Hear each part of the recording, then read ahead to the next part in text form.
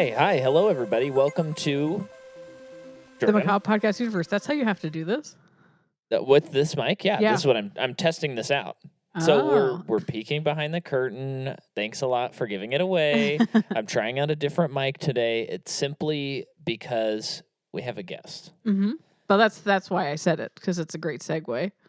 Yes. You were just setting me up. We have a guest because on the last let's not introduce him yet. We gotta keep him on the this outset. is the McCaw podcast universe. Yes. We exist to prove people wrong when they say sequels are never better than the originals. Uh-huh. And we earlier this year we covered the Sergio Leone, Clint Eastwood movies. And Man with No Name. The Man with No Name, yes. And we were like, man, these are cool, and we want more Clint. Mm-hmm. And he's got a whole other series that he's done. Mm-hmm. And so here we are. We're back. We're doing Dirty Harry. We did Dirty Harry last week, and then now we're on the sequel. And in the Dirty Harry episode, I had talked about my father. Yes, you did. And I had said how my father is one of those people, as I think most adults in America are who have kids. He thinks that he can impersonate two people. And the first one is John Wayne, and the second one is Clint Eastwood in Dirty Harry. And so we had to have him come on. He needs to defend himself. And this one, I didn't realize that this was the one, but this is the line that my dad has spoken to me roughly 1,000 times in my life. At least. And that is, what is it, Dad? A man's got to know his limitations. So here we are. We're talking about the sequel to Dirty Harry. It's Magnum Force. And we got my dad. We got Lyle McCaw. We got him. It was tough, speaking with your manager and your agent and getting this all scheduled, but we did get you. So Welcome to the show, Dad. Good to be here. Big fan. So could you tell me, what is your experience with, let's start with Clint Eastwood. Well, just what's your experience with Clint Eastwood and go into, Dirty Harry and all that? Well, I think Clint Eastwood is one of the best things to ever happen to Hollywood for a number of reasons. Just some great iconic movies. Mm-hmm. When you looked at those trilogy that you already did, and then his westerns, of which my vote for the best of all, I mean, The Good, the Bad, the Ugly is up there, but to me, The Outlaw Josie Wales edges it out. Wow. That's as crazy. The best Clint Eastwood western. And then his cop movies, his Every Which Way But Loose movies with the orangutan and Ronky Tonk and Play Misty for Me, which was his first directed film, and was just an amazing It's movie. creepy. That's a good movie. Yeah, that's a really amazing good movie. He really has a range of things. Yeah, and even to show his complete range, there was always one movie of his that I had never watched. And I watched it this week because I wanted... So this was the only one that you were missing? Yes, I've seen all of his movies. Okay. That's so crazy. Wow. But I had never seen The Bridges of Madison County. Because I thought, that looks stupid. But... What a typical Is that a book or a play? I think it's a play. A play. Right? No, I think it's a book. I think it's an actual book. Well, he talks. I just can't remember, but I've never seen it. But anyhow... it actually was a good movie. It really was good. So you were just missing out all these years. I was just missing out all these years. Yep. It's a book. So okay. And Meryl Streep was good in it too? And yes, Meryl Streep is good in everything she does. She's kind of amazing. But the interesting thing about that, Clint Eastwood played the type of role that he'd never played before. Oh, cool. Okay. He was a straight guy. Yeah. He was just a honest, decent guy that didn't have to beat up anybody or be Oh, okay. macho, and So he was, but he was genuine and real, yeah. and He wasn't really being macho. He was maybe crying macho, for example. no, it wasn't that way. But it was just a really good movie. I would recommend it. Nice. Wow. So you've finished off Clint. Yes. So I mean, you are the expert to have on this. You know this man's career. When did you? What was like the movie that got you into him? Do you remember that? Well, High Plains Drifter. Okay. I think when I was 12, 13 years old, saw that on TV. And of course, the TV version is different than the uncut version a little bit, but which you and I learned. Yes. But that movie was my introduction to Clint Eastwood, and I've been a big fan ever since. Okay. Awesome. And for the audience, when I was not too young, but kind of young, you had bought the movie High Plains Drifter on DVD, and you had never seen the theatrical version of the movie. No. And so you were like, Micah, we got to watch this movie. And there's like a graphic rape scene in the movie. Yes. And that they would edit it out of the TV. Yeah, it wasn't on TV. Yeah. And so I was like, oh, I remember I asked you to turn it off because I went to bed. That was like too much for me. And I think you were disappointed for a number of reasons.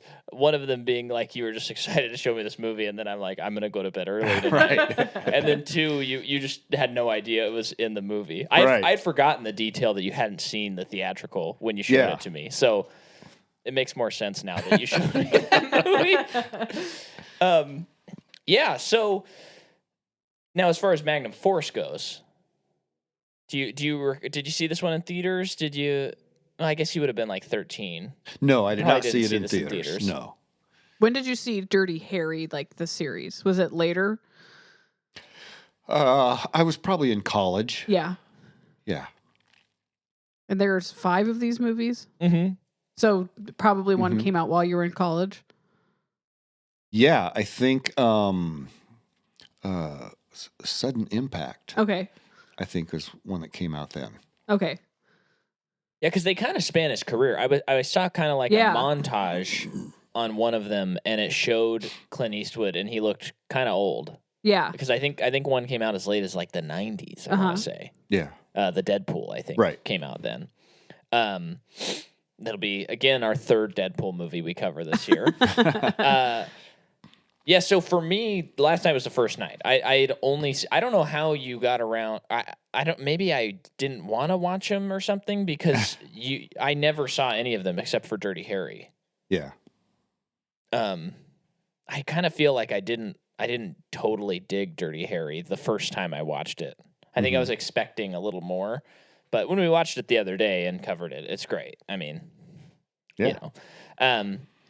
But yeah, so for me, my first experience was the other night when we watched it, which I think was yours as well. Yeah, it was mine too. I mean, like I've said, I think I've seen a little bit of every movie on TV because anytime a Dirty Harry movie was on, my dad would watch it.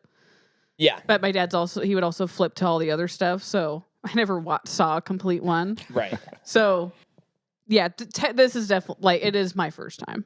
Right. Okay. Okay. So, but let's talk about who made it. All right. So the director is Ted Post, who did Hang 'em High, directed Hang 'em High, Beneath the Planet of the Apes, and this movie, as well as some others. The screenplay is by John Milius, who wrote and directed a movie called Dillinger. He's the writer on Apocalypse Now. Oh. The Francis Ford Coppola movie. Now here's what's crazy. He did uncredited script revisions on Dirty Harry, Jaws, Temple of Doom, The Hunt for Red October, Eraser, and Saving Private Ryan. Oh my gosh. Oh, wow. That's...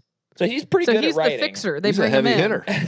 Yeah. And then also on the screenplay is Michael Cimino, and he did Silent Running.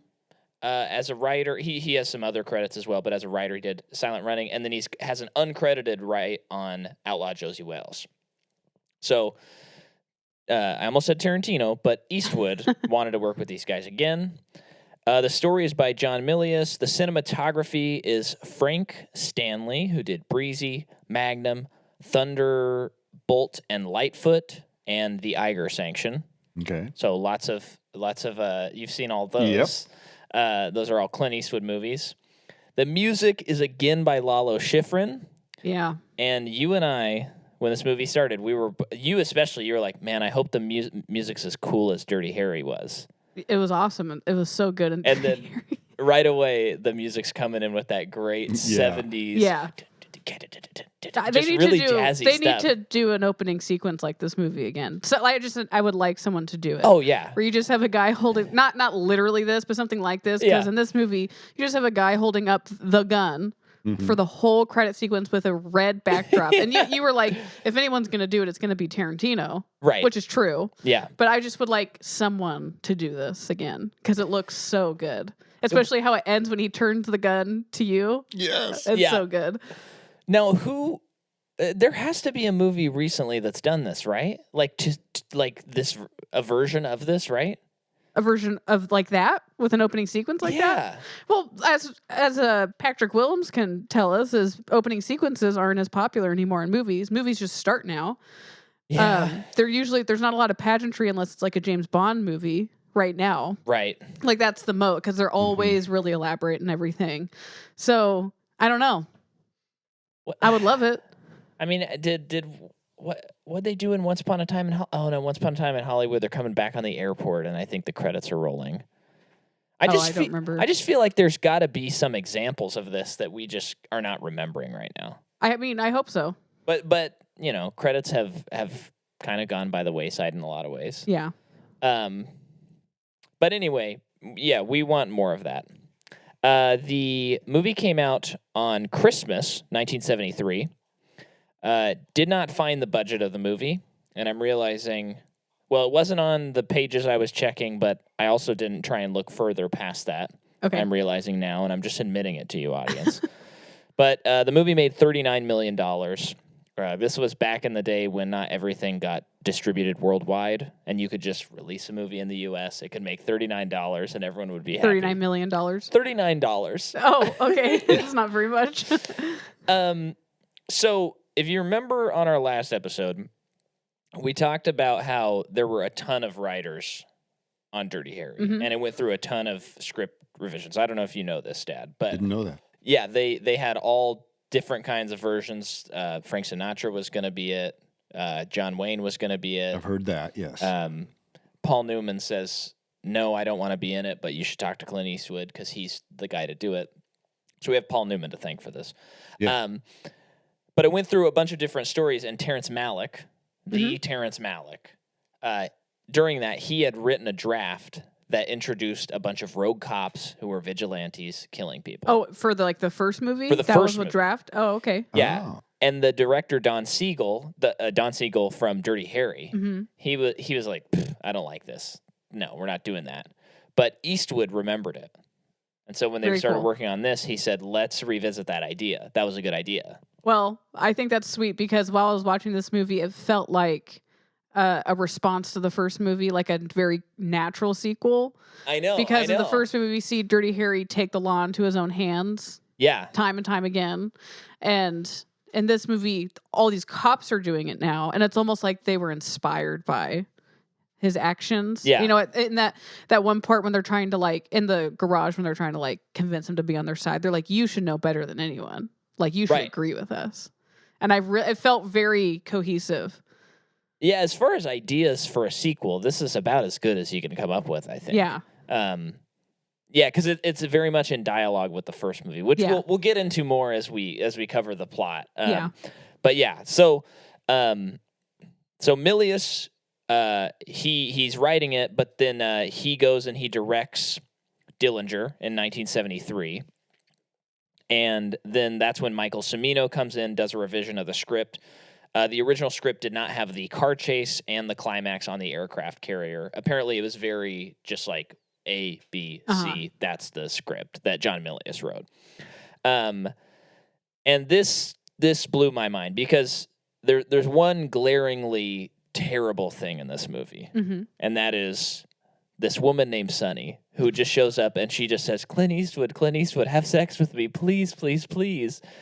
And and so the addition of the character Sunny was done at the suggestion of Eastwood, who reportedly received letters from women asking for a female to hit on Harry. So they just did it, but didn't make her a character. I'm like, yeah, okay. Let's see about those letters. Wait, yeah, that's so weird. That sounds so. I mean, of course he gets fan mail. He's got a lot of admirers, of course. But so he's like, all these women are sending me letters. They want this. They want this. We have to put this in the movie. They also want to wear my skin. I don't know. Yeah, that's so silly. Yeah, it's kind of stupid, that part of it. Which again, we'll get into more, but. So Milius had this to say about the movie in retrospect, because he actually didn't like how it turned out. Oh, okay. So he said, quote, "Of all the films I had anything to do with, I like it least. They changed a lot of things in a cheap and distasteful manner. The whole ending is wrong. It wasn't mine at all. All movies had a motorcycle or car chase at the time, except Westerns. They have a scene where this black girl's pimp forces Drano down her throat. In the script, they merely went into the morgue and Harry said, I don't feel bad for that son of a bitch. Because 2 weeks ago, one of his girls was in here and he'd pour Drano down her throat. I think it's better to hear about it than to see it later. Also, it goes right back to the character again. You understand Harry's feelings about it. All the stuff they put in about the Japanese girl, they put in a scene where the star gets to F some girl, and it's pretty hard to get it out. My Dirty Harry scripts never had Harry knowing any girls too well other than hookers because he was a lonely guy who lived alone and didn't associate with people. I like that. He would never be close enough to a woman to have any sort of affair. A bitter, lonely man who liked his work." And that's almost sudden impact. And is that the next one?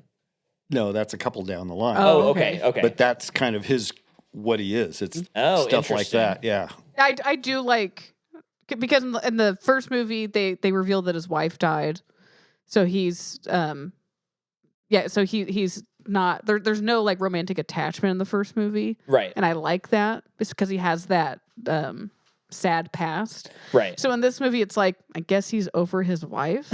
I know, because I thought with this woman like what do I have to do to sleep with you, that he would like thwart her advances, and it's like, I'm not interested. But he pretty much just jumps right into bed with her. I know. Yeah. Also, I think this is at a point when Eastwood is getting, I mean, maybe you can confirm this, he's getting like huge. Like everybody knows who Eastwood is. Oh, yeah. Because I think even before this, people knew who he was, but now he's becoming like the Clint Eastwood movie household star icon. Yeah. And so him and Ted Post, the director, had a lot of issues on set. Oh. Where Eastwood would say, I don't want to do another take. I don't want to do this thing. So I think on the one hand, Eastwood's becoming more of a producer and he's thinking more and more like a director because he's directed at this point. But on the other hand, I think he's also like getting a little too big for his britches. Yeah. But what I also find interesting is he's unwilling to do a lot of takes. And if we know anything about Clint as far as directing, he is famously someone who will do like one take or two. He does not do a lot of takes. He does as little as possible. And sometimes it works to great effect in his movies. And then other times, like we mentioned Cry Macho as a joke, his most recent, besides the movie having a pretty terrible script, it's one of those movies where like the acting is off. And you just think like, if you did do it maybe 10 times, it'd be fine. Instead of one or two takes, because there's like a kid actor in the movie and he's terrible. And part of that is probably because he's probably not really being directed. Yeah. Or at least put a plot in that movie. Well, that would have been helpful too. Yeah. That was such a funny experience because I remember you came over to watch it, and sometimes you're not quite as harsh on movies as I can be. Yeah. And I think when the movie ended, you were just like, man, that sucked. And I was like, whoa, it's really bad if he's like, I'm not into it. But yeah, so that's kind of interesting. The film also received negative publicity in 1974 because of the scene with the drain killer being poured down the prostitute's throat, because it inspired the infamous hi-fi murders. Whoa. Who were two killers who believed the method would be efficient after seeing the movie. The killer said they were looking for a unique murder method when they stumbled upon the film and had not seen the movie, would have chosen a method different from the movie. What? Yuck. I've never heard of this. Yeah. The hi-fi murders. I shouldn't have said it so excitedly. I just... I'm pulling it up on my Wikipedia to read about it later. But yeah, those are the notes I have on the movie. Jordan, hit us with them actors. Okay. So Hal Holbrook plays Lieutenant Briggs. He is also in Into the Wild, Lincoln, All the President's Men. Oh, he plays Deep Throat in All the President's Men. Oh, okay. Wait, and he's the lieutenant. He's the guy that's like constantly like disagreeing with. Yeah, okay. With Dirty Harry. And then he's in a million shows. Seeing him as an older person, I actually recognize him because he died in 2021. I'm going to look him up while you're talking. Mitchell Ryan plays Officer Charlie, who is the Dirty Harry originally suspects for the murders. He's also in Halloween, The Curse of Michael Myers, Liar Liar, The First Lethal Weapon, The West Wing, and a lot of other TV shows. And Clint Eastwood used him in a lot of his movies. Oh, okay. Did he? He does look familiar to me, too, so that's probably... Yeah. Now, which one is Curse of Michael Myers? Is that 4? I don't know. Okay. Sorry. I think it's 5, because I think 4 is Return of Michael Myers. 1995. The Metascore is 10. I actually don't know if I've seen a movie that low. That's bad. That's bad. David Soul plays Officer Davis. He's the really good shooter of the rookies. He is in Starsky and Hutch, the movie remake. Which means he's probably in the show. Which means he's in the show. He's Hutch. He is the titular Hutch. Okay. He's also in Conjuring 2. Wow. He's in Filth. Wow. Inspector Lewis, That Deadwood Feeling, and a lot of other stuff. Now, I think we talked about Filth when we did our X-Men movies, but there's no way that movie's good, right? I think that's what we talked about. Yeah. I think it hit me at a time where I thought that it was good, and I think if I watch it now, it's gritty and gross and weird. Yeah, I bet if I watched it now, I probably wouldn't even finish it. Yeah. Tim Matheson plays Officer Sweet. He's also in The West Wing. He is also in National Lampoon's Animal House. Oh, okay. He's in Heart of Dixie, Virgin River, the show that you have a song on, Micah, Virgin River. Oh, really? Uh-huh. Okay. He's in Virgin. Yeah, you can hear a song written by me very quietly played that people are listening to on a radio that's not even on screen while they're outside, and it makes no sense. But I'm getting royalty checks, so I'm happy about it. And then so many other TV shows. Officer Astrachan, not saying that correctly, is played by Kip Niven. Who is also in Airport 1975, New Year's Evil, Earthquake, and a million other things. And then... We gotta watch Earthquake someday. That's like the... Oh, I've never... I feel like... Isn't that like the original like disaster movie? Oh, really? Or at least like one of the... Yeah, I think Charlton Heston's in it. I think you're right, yeah. Yeah. Oh, I've never really heard of that movie. And then Officer Grimes is played by Robert Urich. He is in The Ice Pirates, Lonesome Dove, Vegas, A Long Way Home, Night of the Wolf, and that's tip of the iceberg for him. Tip of the... What was the first movie you said? Iceberg? The first movie I said for him? Yeah. The Ice Pirates. The tip of the Ice Pirates. That was such a reach. And then I'll do lastly... Felton Perry plays Inspector Early. That's Dirty Harry's partner. He's in RoboCop 1, 2, and 3. Oh, okay. And then he's in Judging Amy. Also in The West Wing. Everyone's in The West Wing in this movie. We gotta watch that someday. And a million other shows. That's our main players. Okay, last really bad joke. So he's detective early, but when the movie's over, he's detective late. The late. I don't know what the to late say. detective early. Not funny. I didn't even get my dad on that one. So, Dad, do you want to do any impersonations or anything before we get started? You want to give everyone John Wayne or anything? No, that's okay. Only if inspiration strikes. All right. No. So, okay, the movie, are we good? Are we ready to jump in? Mm-hmm. So the movie begins, and like we said, they have a title sequence. It's just a red backdrop, gun, and it's slowly dollying in, saying everyone who's in it. Bring that stuff back. We need it. We love it. It sets the mood. Mm-hmm. It's great. It reminds me that this Dirty Harry guy is cool. Yeah. And all I'm seeing is the gun. Yeah. And not just any gun. It's a 44 Magnum with light loads. The gun. Yeah. Yeah. And that's when I don't know if he re-recorded or if they just took it from the original, but where he says, you got to ask yourself, do you feel lucky? Mm-hmm. Well, do you? Mm-hmm. Gun shoots. It's sort of funny, because we talk about franchises all the time. It's kind of funny to be talking about like a cop show or a cop series from the 70s. And it's like, oh, you got to put the catchphrase in there. It's like a Captain America, but he's got to say that he gets back up or whatever Captain America says. I can't even remember at the moment. But it's funny that even back then they knew that about franchises, that you got to just give people what they want. Yeah. And then it opens on this prosecutor. Well, this man has been acquitted of murder.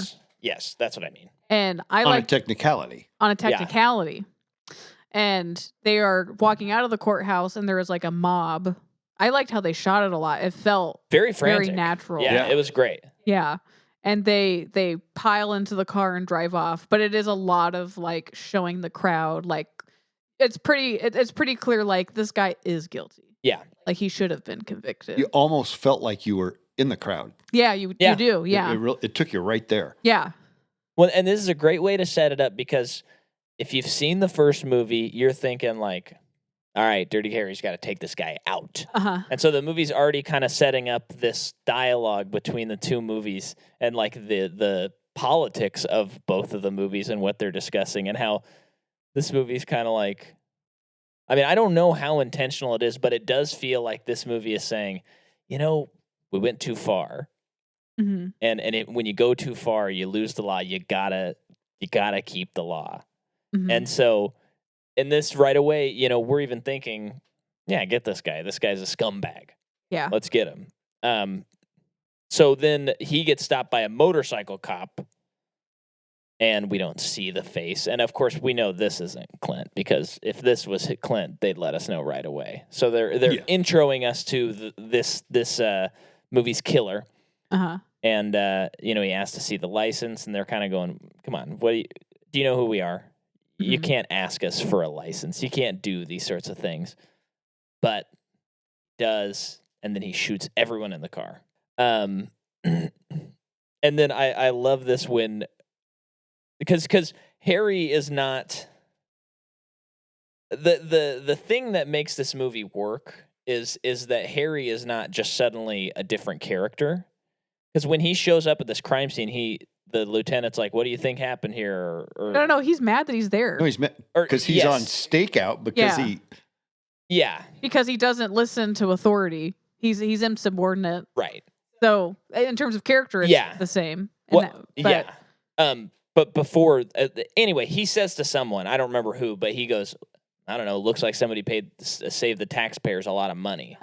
Yeah. And so it's like he still is happy that this guy died. Yeah. That's what I was trying to get to. I understand. But yes, go ahead with the so he's been put on stakeouts basically as a punishment for, I mean, assumingly also like the events of the last movie. So they don't cry police brutality every time he steps out. Was that what they said to him? Yeah. Yeah, so then we're introduced to the lieutenant, who is a new character, and they butt heads. He does not like Harry at all, and But it's just funny that Harry's just going around the scene anyway, like investigating. Like, yeah, I'll leave when I got what I want. I'm good and ready. Yeah. Yeah. And I see this not so much that Harry is this rogue cop, but that he finds himself in situations where he has to use lethal force. Right. And it's not that he's going against the system, but he's got some uptight bosses above him who don't like it. Mm-hmm. Right. Even though he's doing what has to be done. Yeah, well, that's certainly what the movie presents. Yes. Yeah. Yeah. But I think what this movie posits though is that okay? And I think the movie ultimately says no, it's not okay. Because I mean, that's of the what other I think. cops? Yeah. Yeah. Because the cop, because it's kind of like, I mean, and I think Harry even says it, where it's like, are we going to start killing people who jaywalk? Yeah. You know? Yeah. When does it end? When does it end? Harry doesn't cross that line. Those guys did. Yeah, but I think he probably has. You know what I mean? Like in a lot of ways, because even in the last movie, you know, there's the bank robber, and it just feels like he could have stopped it in a different way. Now I know half of the thing is this movies are supposed to be entertaining action movies. Yeah. You know, they're not necessarily like diatribes on the law, but it does feel like he could have done things more by the book. You know? Okay. But it's also like I feel like he's a creative problem solver, which they really illustrate in the plane hijacking. Yeah, which is just such a funny scene, right? Where he's like, "I'll be that pilot that they're asking for." Yeah, but basically, he does use force, to apprehend these people. Magnum force, yeah. Well, actually, he doesn't use Magnum force in this scene. No. But he Magnum does force is a way of life, Jordan. It's not just a gun. But it's like I feel like in that scene it is like he's using creative problem solving to solve that situation. I do think the part when he subdues the first dude, but he's going after the second dude, and he has has a gun now, and he's just like shooting in the plane. Yeah. It's like, I mean, it's a movie, it's exciting, it's all that stuff, but ultimately he's like, he might have been the only person who could solve that situation. Right. Yeah. Right. Because all these dudes were just not hanging out, but they were all trying to figure out what to do. And it's like, you got to do something now. They're taking these people hostage. Well, and this reminds me, because I got to plug it on our Patreon this month. We covered David Fincher's Zodiac. Patreon.com/Micah McCaw. Notes, the link is in the description. You have to listen to it. It rules. It's a great episode. But you had pointed out something about how, like, Dirty Harry, and I don't want to give it all away because I want to tease people so that they'll listen to the episode. Dirty Harry is like, it's like a fantasy of what we wish could happen. And Zodiac is like the reality of how you have to do these things. Yeah. Because, well, actually, no, that's all I'm going to say so that people will listen. Because there's more to it, but you brought up something that was really great. And now you have to listen. But when he goes to the airport, before he does that, something that we need to point out is he has one of the better looking burgers I've seen on film. Yes, and he bought it at an airport. Yeah. It's the best burgers in the city, doesn't he say? Oh, is that what he says?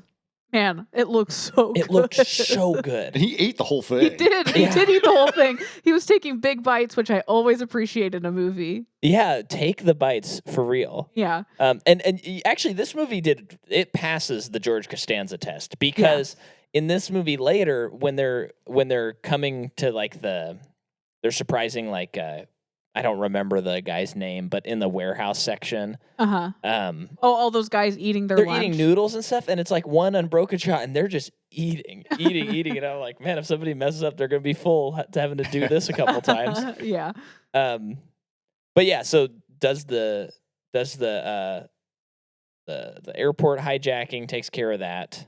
So it's like he's been sidelined into stakeouts, but as we've said, he still finds trouble. He's still finding his way to do his job. Yeah. And to do it how he wants to do it. Yeah. And then the movie immediately tricked me and I felt ashamed because then we were introduced to the character of Charlie. And when he got out and he was like, man, I'm so done being a police, but I got to do it. Oh, these criminals are such crooks. Sometimes you wish you could just take the law into your own hands. And I thought, it's the 70s. They're not going to build a big twist. Charlie's the killer. That's what I thought. I'm like, he's for sure the killer, no doubt in my mind. But what did we learn from The Office and Dwight Schrute? Who you most medium suspect. And he was who I most suspected. So gosh darn it, of course it's not him. That's not how it works with whodunits. But yeah, so then he goes to the gun range and meets the cadets. The 4 rookies who he learns are really good at shooting. Yeah. And has some respect for them because they seem to know their stuff. They were Army Rangers, I think, weren't they? I think they were. They said they were. Yeah. They were all in the military together and sharpshooting and Yeah. And you kind of, I get this sense from Harry where he's like, oh, the future of the police is in good hands with all these young guys.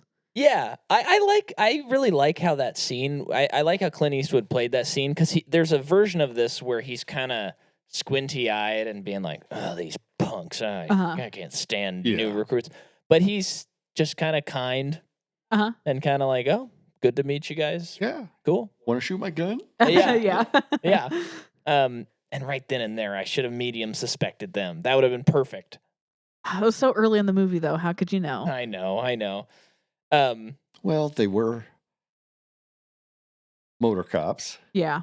Motorcycle cops. Yeah, I guess it's pretty obvious. It's kind of obvious to some of us. But then we show the execution by the pool is the next scene. Yeah. So I don't know if you caught this, Lyle, because I didn't catch this. Do we know why they killed these people? Do you remember? I think they were part of some type of organized crime family. Okay. Yeah. They probably said it and I just missed it. Because in the movie, anyone that's killed is involved in something. But after that, I was like, did they just randomly kill people at a pool party? I mean, it looks like a weird pool party, but it showed how far they would go because there were people that probably didn't have anything to do that's a good point. With the criminals in it, but they were at that house, so hey, they all got to go. Right. And it showed how deep the depravity had already gone with these 4 cops. Yeah, because a lot happens after this killing. Yeah.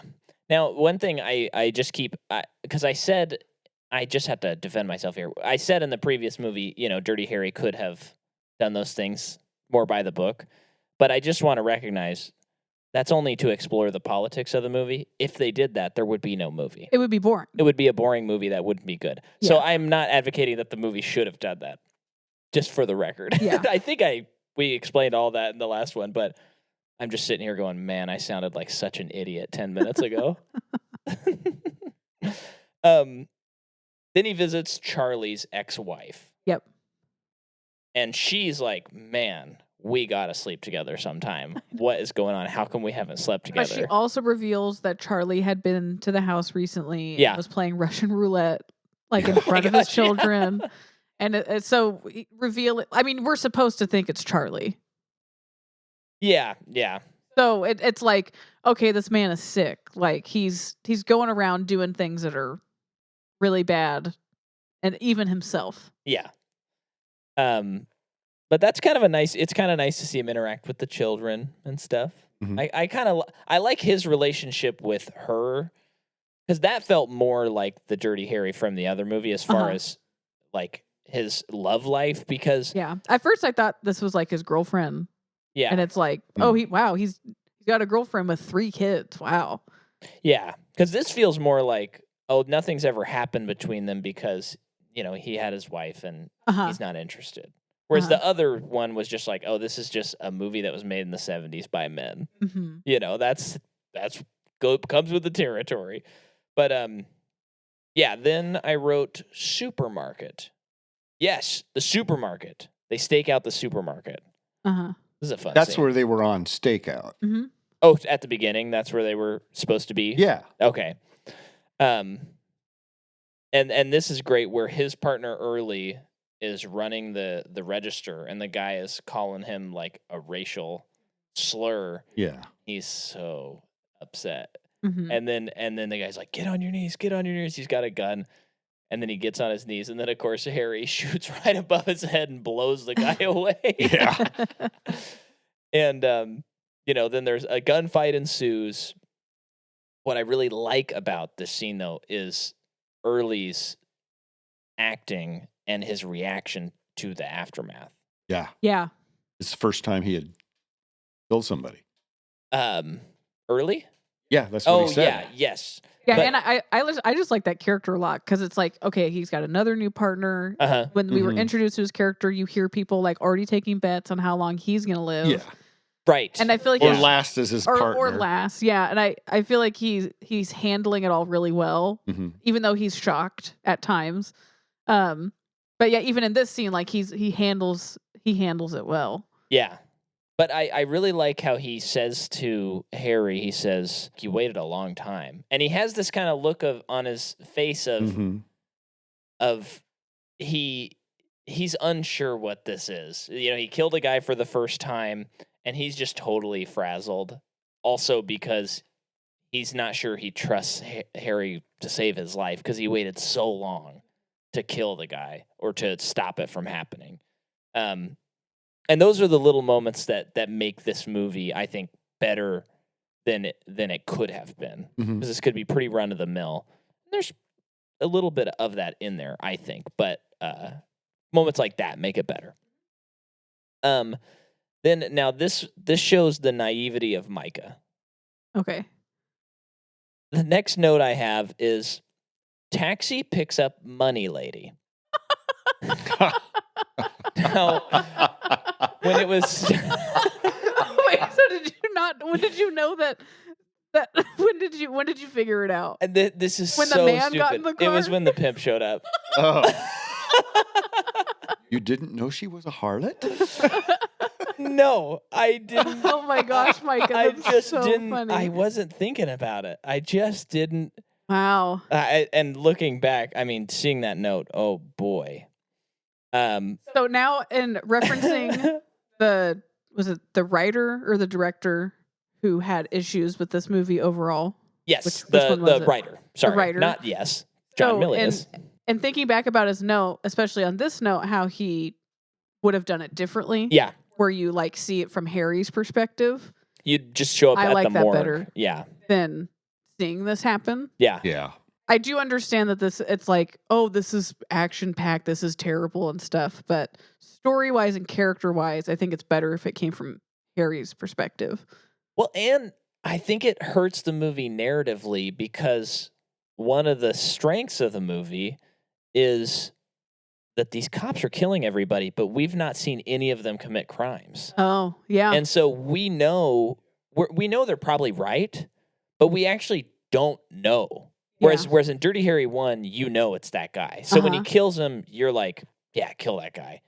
But in this, we don't actually know. They haven't seen their day in court. But when it shows the pimp and he pours the Drano, then when they kill him, it's kind of like, yeah, kill that guy. Yeah. And the whole movie's kind of trying to make you question whether this is good or not. But then they do that's one another that's good point. Basically a righteous kill. Yeah. Like according to this world, and the previous movie. So, yeah, I didn't even think about that until reading the writer's quote and then thinking back, I'm like, yeah, that shouldn't be in the movie. Yeah. That hurts the movie. Yeah. So then that scene happens, and then he goes to his apartment, Mr. Harry. I keep on wanting to call him Dirty Harry every time. And he sees someone named Sunny who stops him, and she says, I've lived here 6 months. You're the cop upstairs, right? And he's like, yeah. And she goes, I just have one question. What does a girl have to do to go to bed with you? It's like knock on the door. Yeah, he says you could try knocking. And see, when this started, so she goes upstairs and she comes in, knocks on the door, and then he gets a call and he has to leave. Mm-hmm. And I thought, oh, is the movie pulling a bit? Because Charlie's ex-wife said, oh my gosh, I would love to sleep with you. And he was like, I had to go. Sorry. And I thought it would be so funny if like 3 or 4 times in this movie, people kept trying to throw themselves at him, and he's like, I gotta go. And he never slept with anybody. That would be better. I think so too. But I've rarely seen a movie, even from this time period, that has like such a sexist like portrayal of this. It's wild. Pretty wild. It is so wild. I couldn't believe it. I was like, okay. Well, then for me, when that happens, it's like, okay, so then I just start thinking, like, are there any women characters in this movie? We do have Charlie's wife. Yeah. And she does come back, and they wrap up her, like, with the stuff that happens there. But that's it. But fortunately, she's given a character trait, which is she wants to sleep with Harry. Well, yeah. Very interesting. Now, something that they missed out on that they should have done, or maybe they could do it now, is they could do Dirty Sally at some point. Okay. And these could all be prequels to When Harry Met Sally. Oh gosh. Just a slow nod. Is that a note you took while watching the movie? No, I just thought of it now. Oh, sure. Yeah. So Sonny is not great. It's kind of funny. Why? So who calls him and where does he go? I don't remember. So then he gets put back on homicide. That's right. And then that's when he says, "The man's got to know his limitations."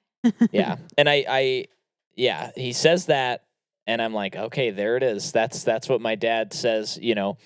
And for those listening, my dad would say this so often. It'd be like, oh, hey, Dad, I need to go, you know, you asked me to mow the lawn, but I need to go over to Jake's house because we were going to practice music. And you go, a man's just got to know his limitations. And I'm like, how is that relevant at all?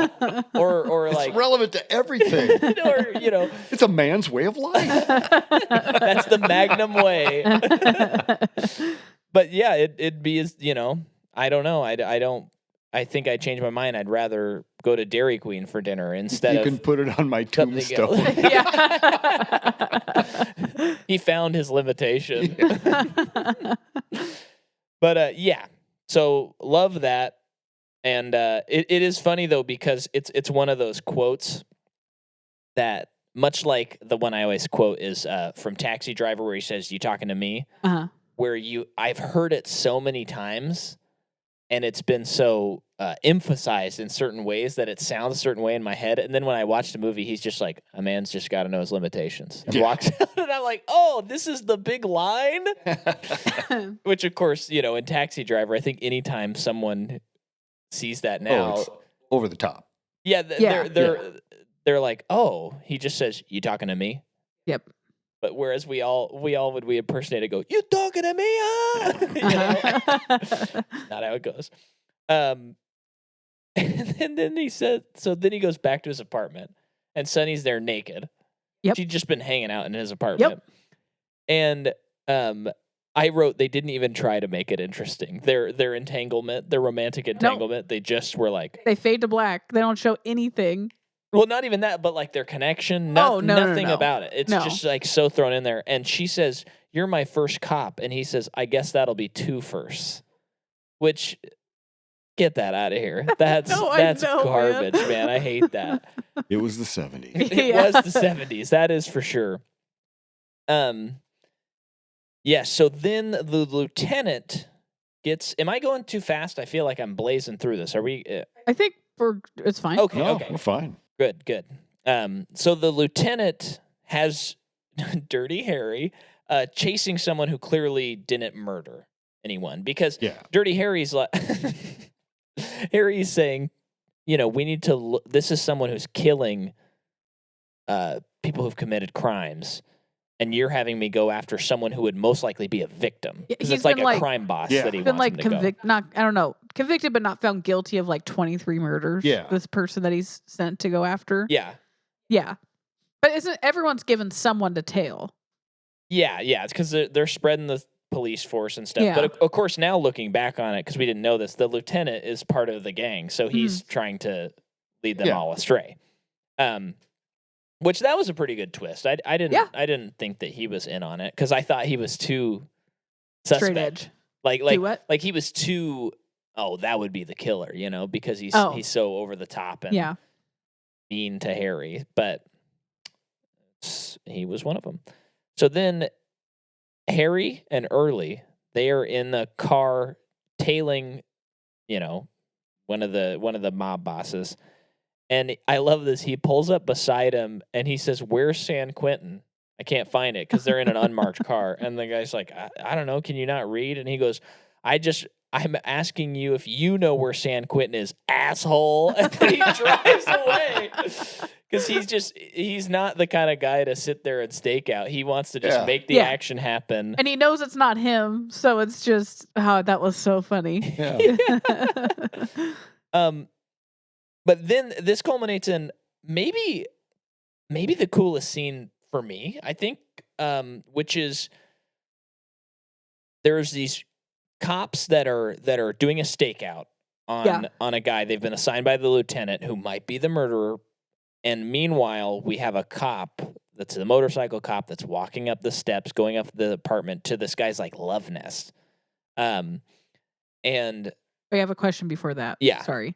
So they're doing the stakeout, and while they're doing it, they notice that a police officer gets into a fender bender. Do we know which police officer? That was Charlie. It was Charlie. Yeah. Okay. Yes. Okay. Yeah. I just can't remember if it was clear or not. Yeah. Oh, actually, I thought it was the other guy, but it was Charlie that got in the fender bender. It was Charlie got in the fender bender. Okay. But yeah, all of this is nice. There's some nice tension. We know what's happening, and it's kind of like this is cool because you're sitting there and you go, the guys are going to get found out now because it's being surveilled. Yeah. But then of course they sort of miss it because it happens inside and they can't quite see inside, and he kills him. And this is when it's revealed who is doing the killing. Yes. Where they show us the guy's face. Yeah, which I couldn't connect who it was in the movie when I first saw him. I was like, "Who's that?" It's just an adult Charlie Bucket. How can you forget? But anyway, killing him, comes down the stairs. Then they see Charlie, and he kills him. Mm-hmm. Yeah. So now he's gone too far. He just killed an innocent cop, and so now things have gone too far. I mean, they already went too far, but even by their standards. Yeah. And then I like that Harry picks up on the fact that it doesn't make sense that the blonde cop got there in the time frame. So so they start kind of figuring out circumstantially things aren't adding up. Mm-hmm. Yeah. Anything on that sequence and that scene? Just that it was pretty nuts. I don't know. Yeah. I liked how it was good pacing with the guys who were holed up in the stakeout, and then what was actually the actual action that was happening. I thought it was good. Now, do either of you think you could do a stakeout? It looked pretty boring. I don't think I could do it. Too boring for you? Too boring. Okay. I think I could do it. Yeah, I'd be.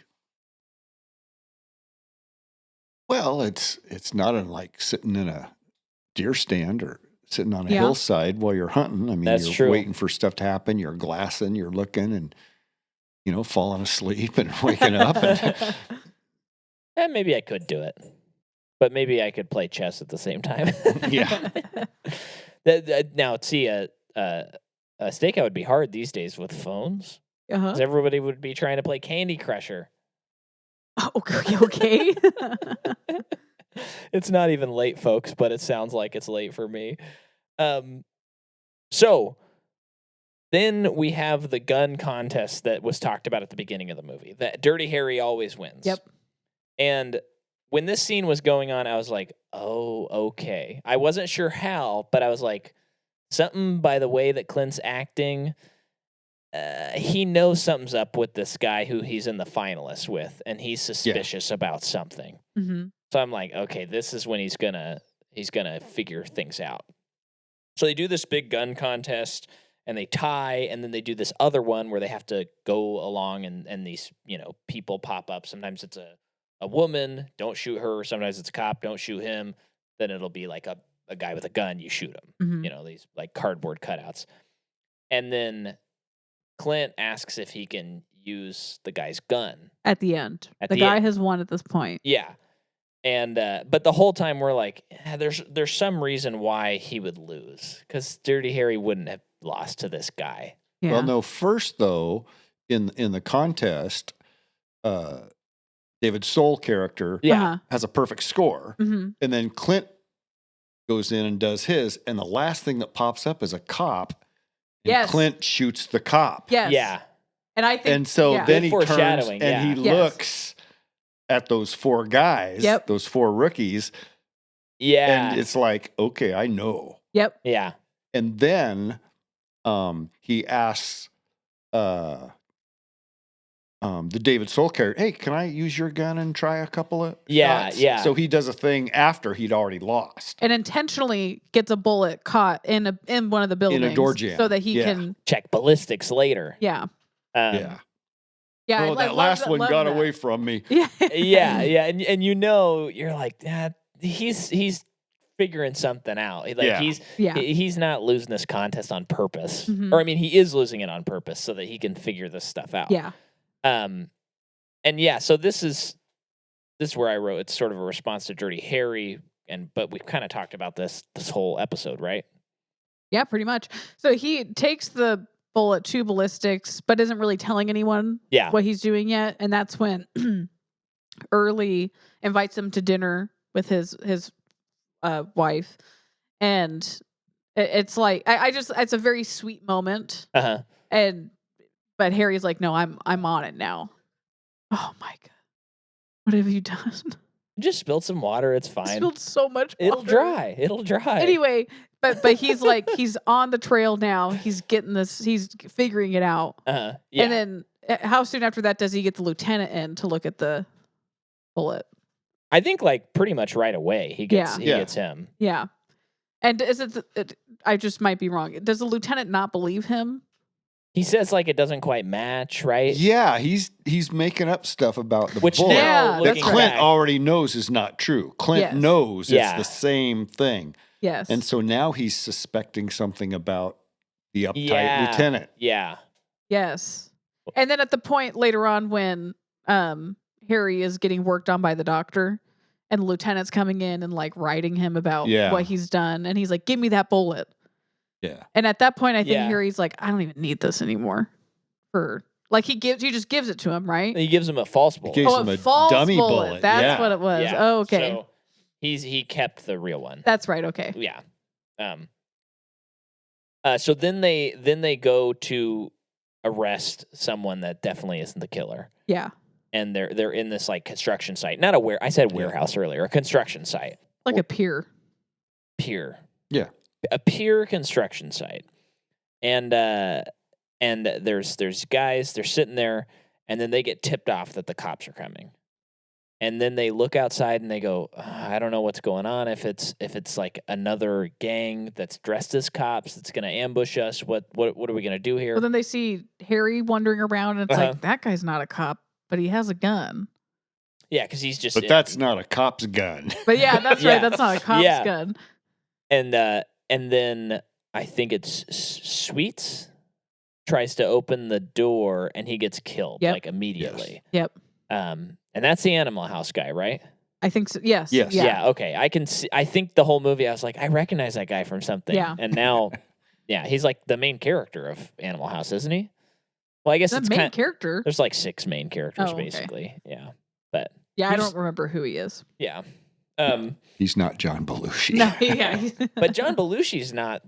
He's not like he kind of Micah, just shows like, up in a way. Oh, he's the best part. He's of the most movie. memorable, but he's certainly not the main character of the movie. So then there's a big gunfight that ensues, and then it culminates basically after the gunfight's over. I think they kill most of the people. Mm-hmm. And then the cops talk to Harry in the garage of his apartment, and they say, you're either for us or you're against us. You, of all people, should know this is how things need to get done. And he says the thing about, I believe you have misjudged me. Yes. Yeah. And I can't remember if it's here or when, but he says, he says this to Briggs. I think it's when Briggs. That's a little bit later. I'll save it for later. But this is when after they leave. Yeah. He finds the bomb in his mailbox. Yeah. And Yes. this was I thought this was very funny. It should have gone along with that bit you were talking about that we wish they had done. Yeah. Yeah. But he's unscrewing his mailbox. And that guy comes down the stairs and he's like, "What are you doing? You live here? The federal offense. It's a federal offense. I'm going to call the police. I am the police." And the guy says, "Oh, you're the cop that lives upstairs?" Yeah, he has. He's like, "Are you going to ask to go to bed with him too?" Oh man, if he didn't sleep with Sonny and then this guy said something as well. Oh my gosh, that'd be so funny. But then, so the guys put a bomb in his mailbox and his officer and Early's mailbox. Now, this for me, after the previous action sequence, I'd say just for me personally, the movie kind of starts lulling. Uh-huh. And it kind of feels like this is funny now that we know the quote from the writer, because he said the ending was tacked on. Uh-huh. And shouldn't have been there, because I feel like the ending is just kind of like, okay, I get it. Let's get the cops. Let's end this thing. Uh-huh. Because, I think the first movie is like an hour 40 and this one's 2 hours. Oh, okay. And I really felt that extra 20 minutes. Yeah. And even the bomb thing, it's kind of, I don't know, they kind of unceremoniously kill his partner in a way that... I know, I felt the same way. It was like, oh, he could have been in the next movie. He could have... I don't know what story service it serves that his partner was killed. I know. I agree with that. He just got killed.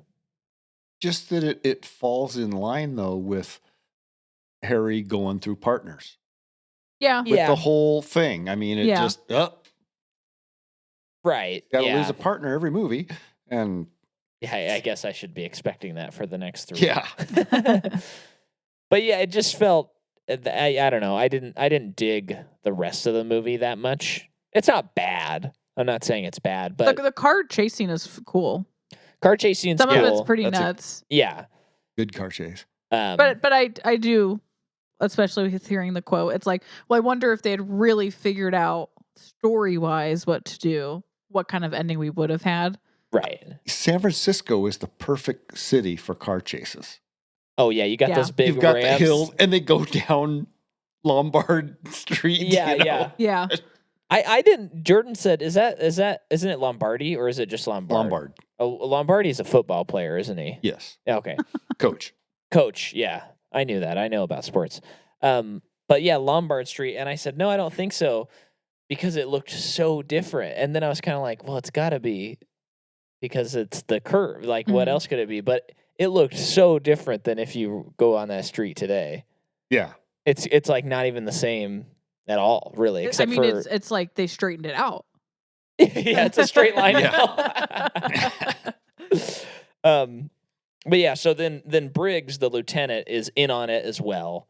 And now we're getting to the final showdown. And this is when Harry says, pretty soon you're going to start executing people for jaywalking. He's asking him. And then he says, what I really like, he says, I hate the system, but until someone comes along with a better one, I'll stick to it.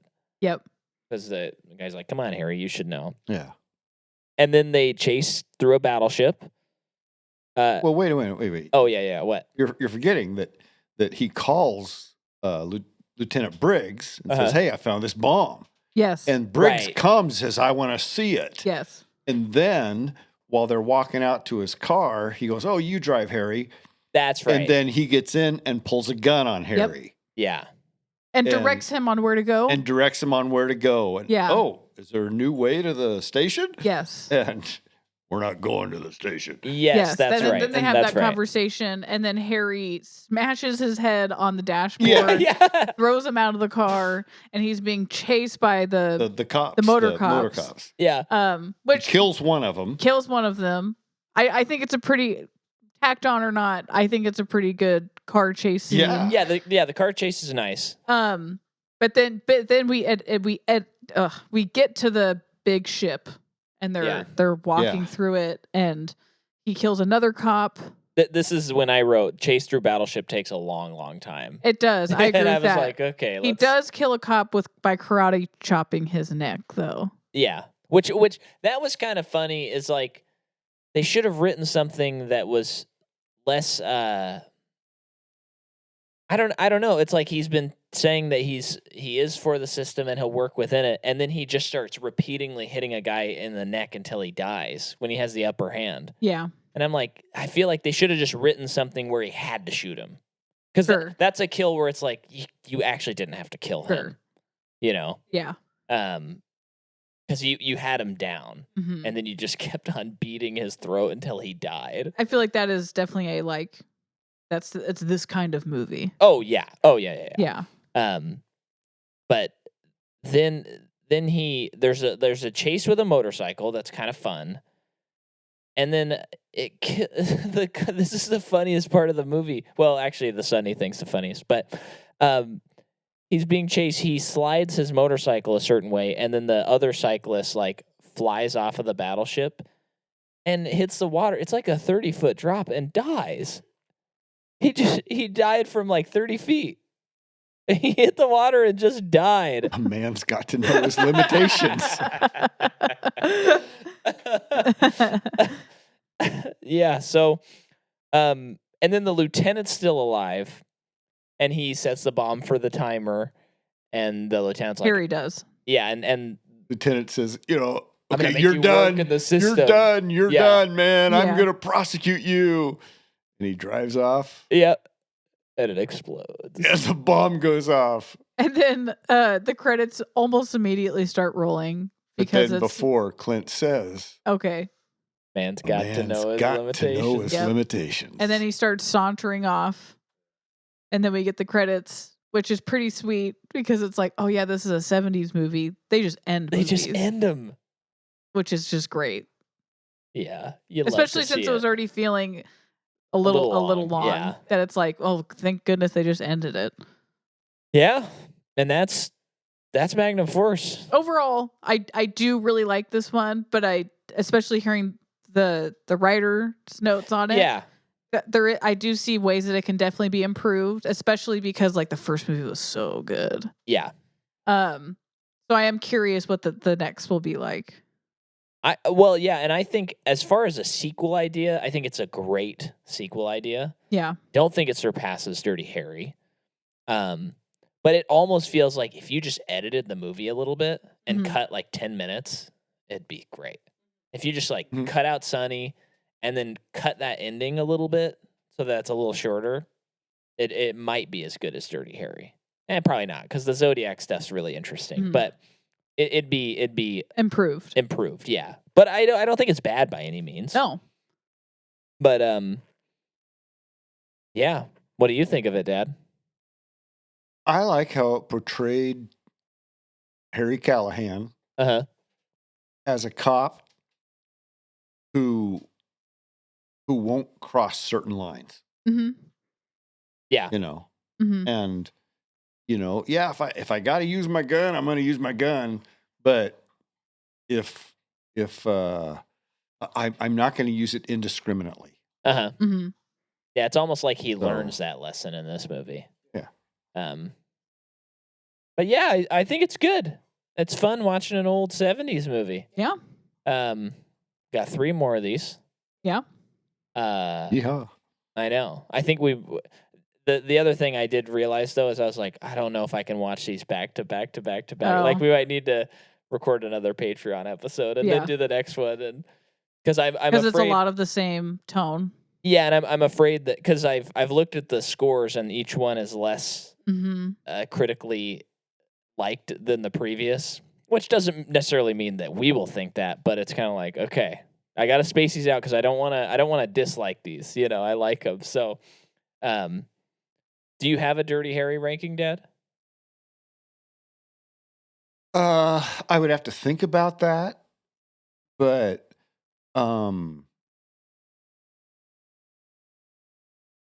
this of the first 2, I like this one better. Okay. Oh, yeah. Okay. I do. Yeah. There's so much justice right at the end where the bad lieutenant uptight lieutenant who never did pull his gun in all his years in the service, but who was the brains behind all the indiscriminate killing, got his just reward. Yeah, an indiscriminate kill. Well, that's. Yeah, it's just the funny and interesting dialogue about these movies because they are kind of contradictory in their conclusions because both of them end with like, you got to stay in the law, but we're going to kill you. And it's just kind of like, it's just interesting. These are very interesting political movies, I guess, so far. Yeah. Where it seems to be, I wonder how aware of the messages they're sending they are or not. Well, it's also just interesting watching them today as opposed to watching them when they came out. Absolutely. Yeah. But, I mean, that's the fun of something I just realized. If you think of a lot of the Eastwood movies, so many of them end with a kind of chase. In his Westerns, in his cop movies, the last scenes are long. Yeah. Where he's got to get that one bad guy. Yeah. Or the bunch of bad guys, it's just drawn out. And, but all of them, almost, I'm thinking of them, almost all of them, the Outlaw Josie Wales, High Plains Drifter, the Hang 'em High, they all have that last. Well, that could be like the Tom Cruise kind of thing where you're sitting there and you're like, where he goes, I know that this is what the people want, so we got to do this type of scene. Yeah, I gotta see Tom run. Yeah, and Clint is probably, especially at this point in his career on, he's like, yeah, people like to see me chase stuff, so I'm gonna chase stuff. Yeah, or be chased, Yeah. But yeah, so that was good. Next week we're doing which one? What's the next one? Do you know, Dad? I don't remember what's the next one is. Is it The Enforcer? That sounds right. I think it's The Enforcer. Isn't that the one with Tyne Daly? I don't know. I haven't seen the rest of these. Yes, it is. Yeah. That's a good one. Okay, so The Enforcer. So then it's Enforcer, Sudden Impact, and then the Deadpool. Cool. All right. Well, I think that does it. Dad, do you have anything to plug? No, not really. Okay. Just that Micah McCaw will be playing at... it'll be long gone by then. I know. We're recording this way ahead of time. Yeah. Well, thank you for coming on, Dad. Thank you for inviting me. It was a fun time. Good. Next week it's The Enforcer, and on Patreon we're covering Zodiac. And stay sweet, people. Bang bang. I don't know. Give him a sign off, Dad. Give him John Wayne. It's what they want. I tell you, Pilgrim, a man's just got to know his limitations.